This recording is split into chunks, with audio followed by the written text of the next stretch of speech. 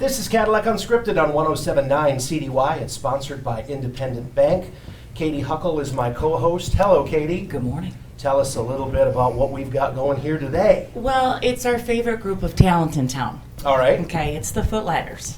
And specifically, it's their youth theater program, which is something I'm so excited about. So, welcome, everybody. Welcome. Thank you. Hi. Thanks for having us. The name of the show is Matilda, and we have Matilda in the studio with us, and it happens to be her birthday. So happy birthday. Anna, let's start with you. Can you tell us a little bit, for our listeners that have never heard of the show, can you tell us a little bit about what it's about? Yeah, of course. So Matilda is the story of a young little girl who is very talented. She's very smart, and she's never been to school. And her parents are really, really mean, but her teacher is super nice. And her headmistress is also really mean. So it's kind of a show about her navigating that world of ins and outs through this mean school, but there's nice people, and it's a lot of fun. Okay, and so Matilda, I want to ask you, how did you know when it was time for you to try out? Why did you want this particular role? Well, I honestly was just going for any role.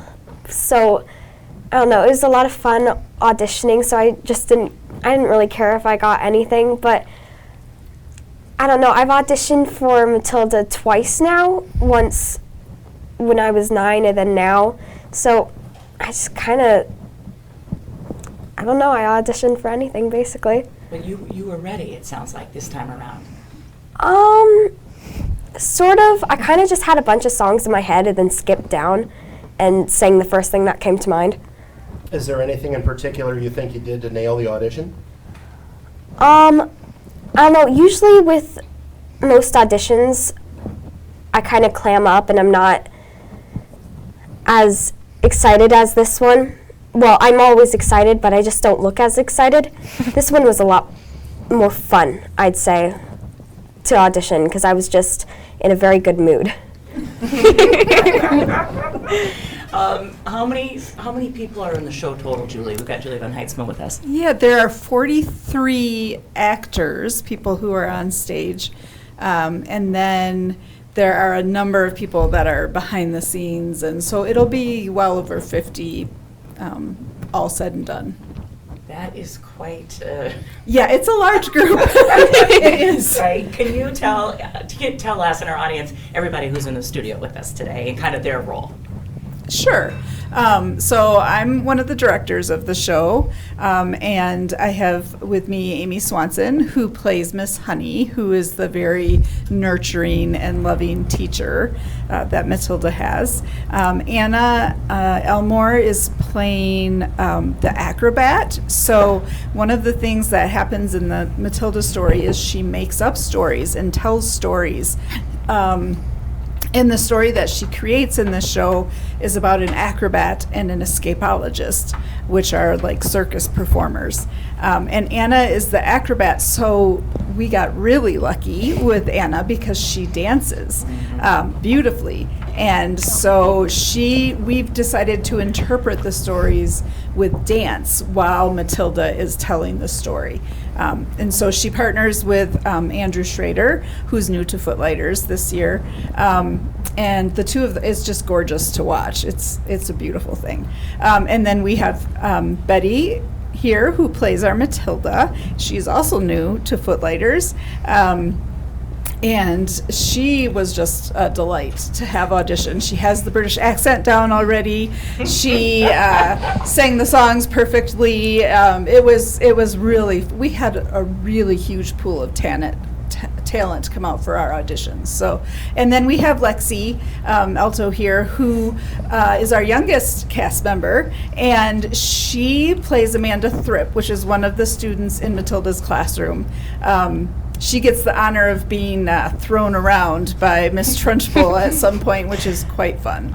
But she can tell you about that probably. Well, so Lexi, I want to ask you, how did you know that you were ready to do this? You're the youngest member of the cast. How did you know you were ready to do it?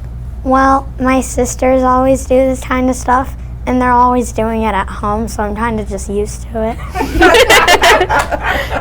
That is awesome. Were you nervous? Yes. Okay. But you got the role, didn't you? Yeah. Sounds like she was ready. Awesome. Lexi just sort of shines on stage. She's a lot of fun to watch. There's a lot of energy and vibrancy with Lexi, and so it's fun. It's a lot of fun. Can you tell us about, Julie, how many shows have you directed total? In my whole life? Yes. So I directed in high schools for a long time. So I don't know how many shows, probably 30 to 40, somewhere in there. I started way back when I was like 23, so I'm not as old as it makes me sound. But directed in high school for a long time in Minnesota and around here, and then just started with Footliters maybe 4 years ago, 4 or 5 years ago. So a lot of directing. You know, it's going to be such a treat for kids in this community, a beloved story that they know about, to see it here in Cadillac.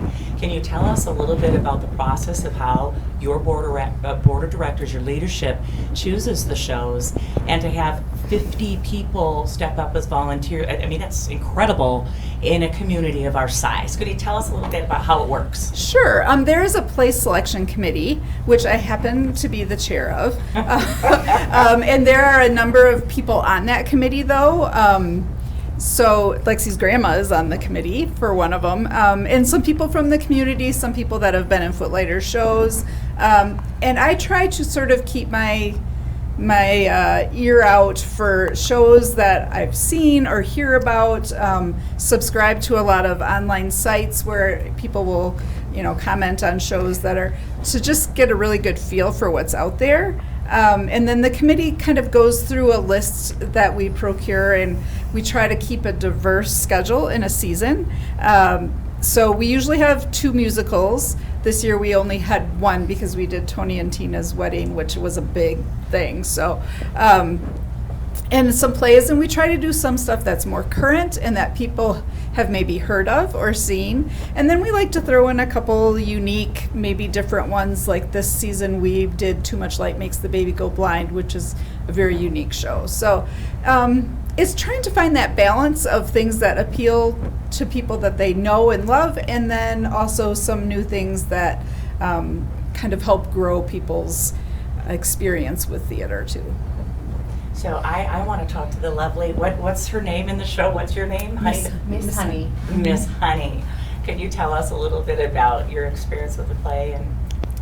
So I actually started in theater with directing with Julie and Jill, our assistant director, working on music stuff at NMC a few years ago, and I'd never been on stage before. And then last year did Mamma Mia, and that was a blast. Like one of my most favorite experiences of probably my musical life. So I decided, after finally talking my daughter into auditioning for stage stuff, she said, "I'm only doing it if you do it, Mom." I said, "Okay." Here we are.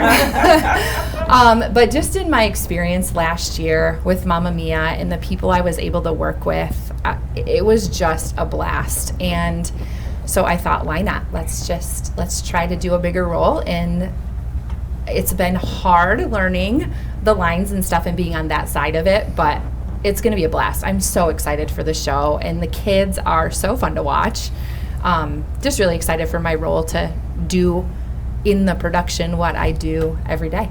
So what you're telling us is Mamma Mia started maybe in a little bit of an addiction for you. Yes, I would definitely say that. Yep. Okay. She got bit by the bug. I did. What would you tell somebody, one of our listeners that's out there thinking, I don't know if I could do it, what would you tell them?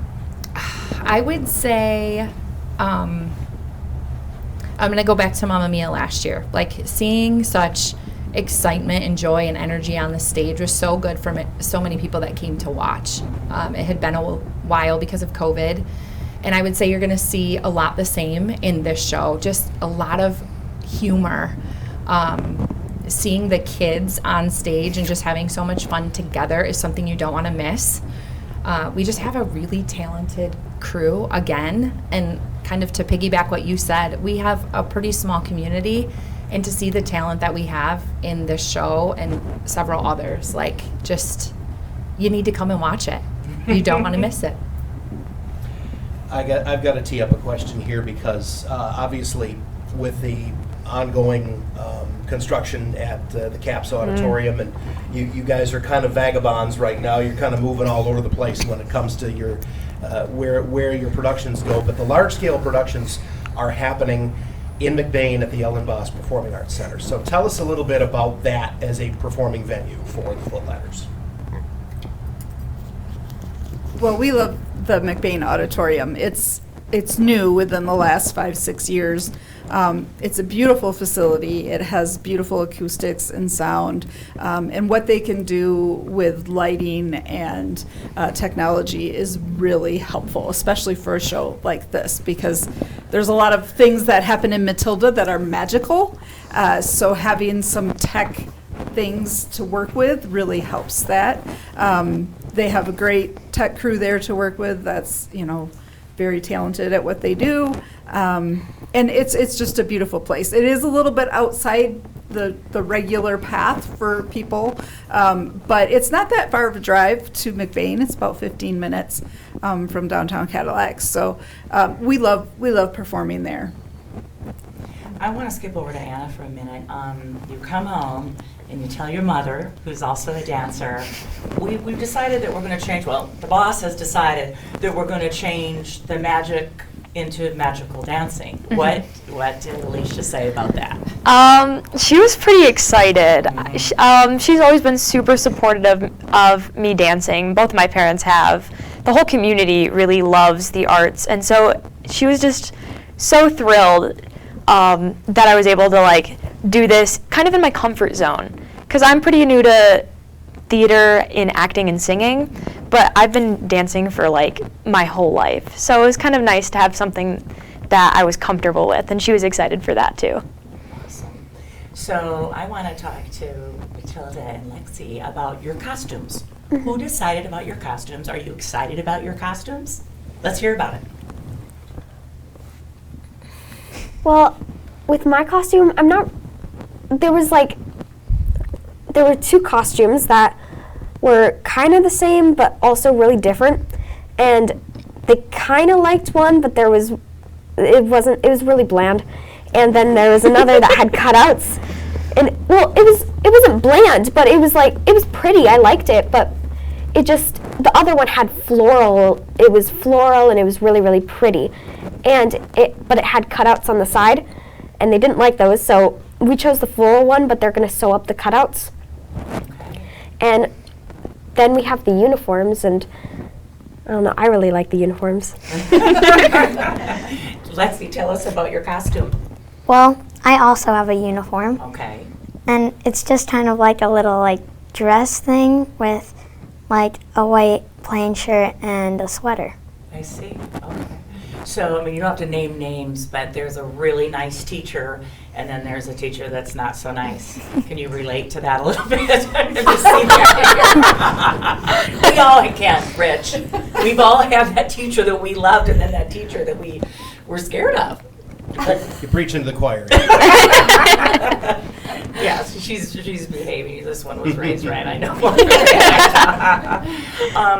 Tell me about casting, Julie. How many people came out? Was it difficult to cast? It was incredibly difficult. We had over 90 people at auditions over 2 nights, and a large chunk of them were 18 and under. And you said, I know you mentioned it was a junior production. This is actually one of our main stage productions. Junie B. Jones will be coming very soon. Sure. And that's a juniors. So we had adults and kids at this audition, and it was a lot of people. I don't know that I've ever run auditions with that many people, which is amazing. Right. And it was super exciting.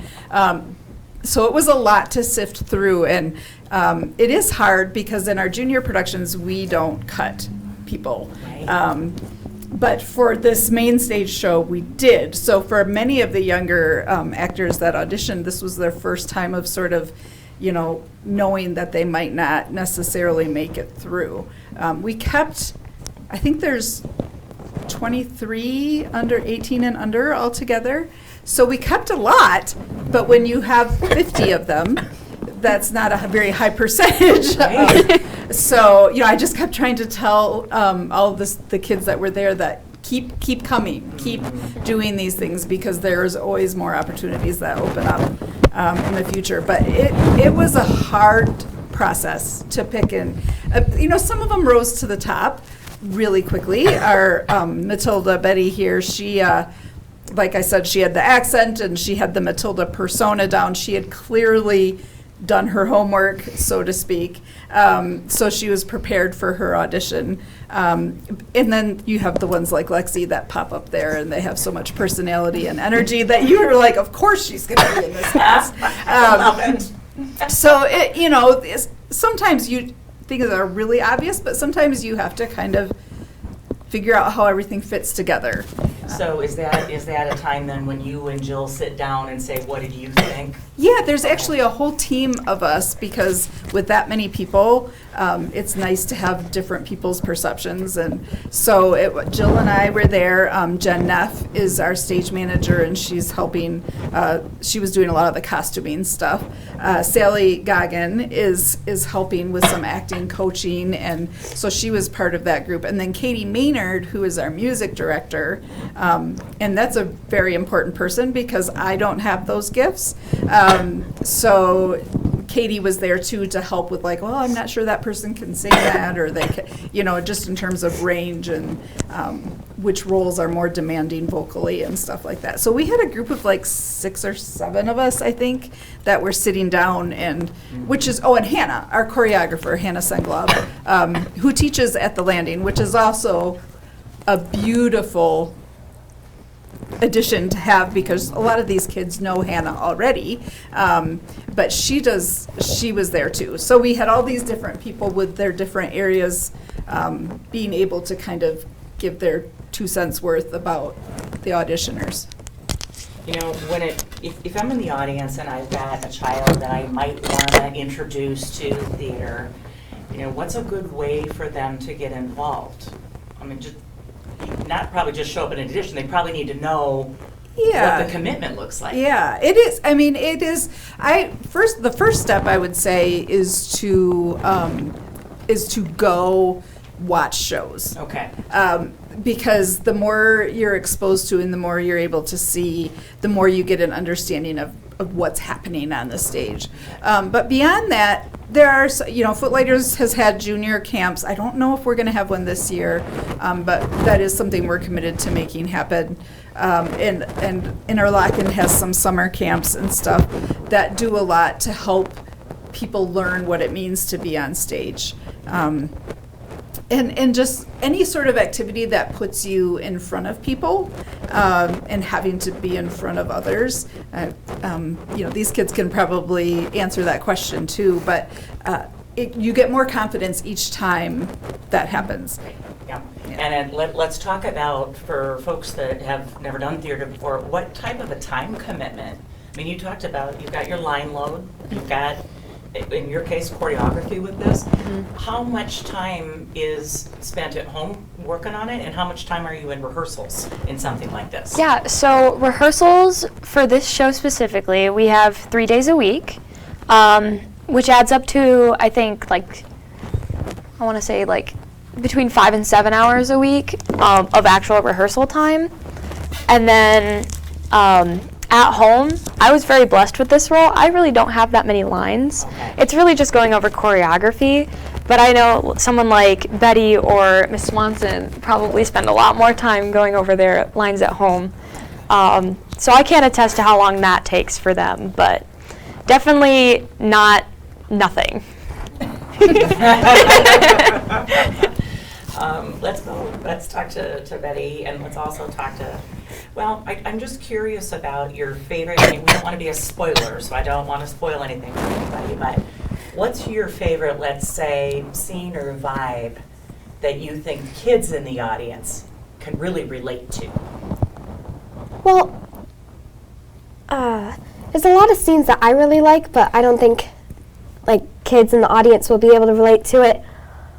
Well, I like just a lot of funny scenes. First of all, there's a lot of people yelling at me in a lot of scenes.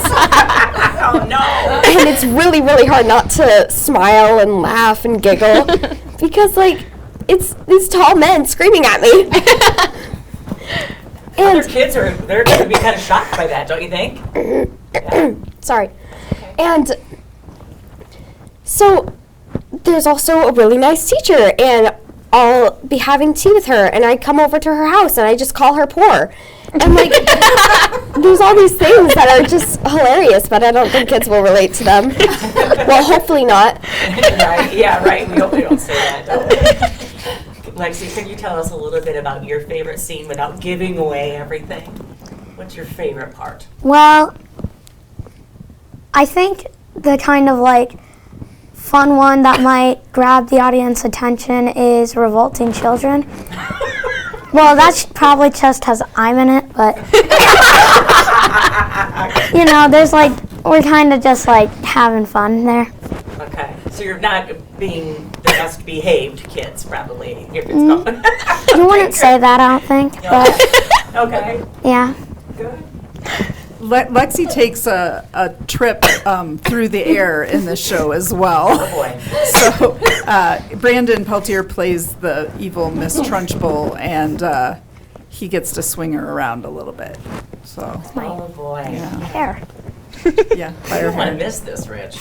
Sounds like it's going to be an amazing production. Totally. Yeah. 4 days, right?